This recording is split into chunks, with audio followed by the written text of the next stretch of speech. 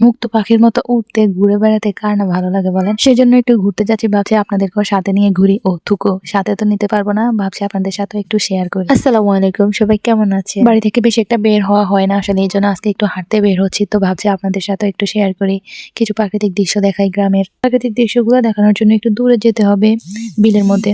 তো তার আগে যাওয়ার সময় যে দেখেন হাঁস পড়ছে কতগুলা, হাঁস দেখতেও ভালো লাগে, তারপরে মাংস খেতে অনেক মজা। আর এই যে গরুর বাচ্চা, এখানে গরুর গোয়াল আছে, গোয়ালের মধ্যে অনেকগুলো গরু আছে। গ্রামে যেরকম থাকে আর কি, মানুষের বাড়িতে বেশিরভাগই তো মানুষ গরু ছাগল পালন করে। ওই যে ছাগল, তারপরে পুকুরে আছে অনেক মাছ। পুকুর থেকে মাছ ধরতেও যেমন আলাদা একটা আনন্দ আছে, আর ওই মাছ সাথে সাথে রান্না করে খাওয়াও আলাদা একটা মজা আছে, যা আপনি শহরে পাবেন না।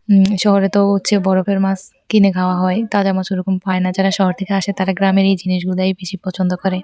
দেখুন যেতে যেতে তারপরে আমরা ওই বিলের মধ্যে চলেই আসি। এটা শুরু, যদিও এখানে সবুজ প্রকৃতি শুরু হয়ে গেছে, আর শেষ দিকে গেলে তো আর কথাই নাই, চোখ সরানো যায়। কার কার গ্রামে এরকম সুন্দর প্রাকৃতিক দৃশ্য আছে, এরকম সবুজে ভরা মাঠ আছে? আমার তো মনে হয় না যে আমাদের চাঁদপুর ছাড়া এরকম আর কোনো জায়গায় আছে।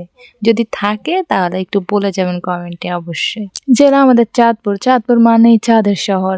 চাঁদের শহরে যেরকম সুন্দর সুন্দর জায়গা থাকবে, এরকম তো সব জেলায় থাকবে না, সেটাও স্বাভাবিক। এটা নিয়ে এত গর্ব করি না, যা আছে এগুলো আল্লাহর দান। সূর্যটাও কত সুন্দর লাগছে দেখতে, যদিও তাপ অনেক, প্রচুর গরম, তারপরেও তা অনেক সুন্দর। সৌন্দর্যের কারণে মনে হয় এত গরম লাগতে। যাই হোক, দেখেন সুন্দর প্রকৃতি, সবুজ প্রকৃতি। এখন তাপের কারণে একটু অন্ধকার দেখা যাচ্ছে, তারপর অনেক সুন্দর। আমি যদিও শেষ পর্যন্ত যেতে পারিনি, কারণ বিলটা অনেক অনেক বড়, এতটুকু হাঁটা আমার পক্ষে সম্ভব না, কারণ এখন একদমই হাঁটার অভ্যাস নেই। আর ছোট বাচ্চা নিয়ে এরকম হাঁটাহাঁটি করতেও এখন আর ভালো লাগে না। যাই হোক, চলে আসলাম বিলের মধ্যে, একটু ঘুরতে হাঁটলাম, দেখলাম সুন্দর, সূর্যটাও উপভোগ করলাম।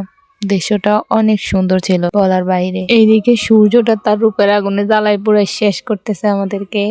গরমে আমরা শেষ হয়ে যাই। আমি জানি অনেকেই ভিডিওটা সম্পূর্ণভাবে শেষ করবেন না, দেখবেন না, যেহেতু ভিডিওটা একটু বড়।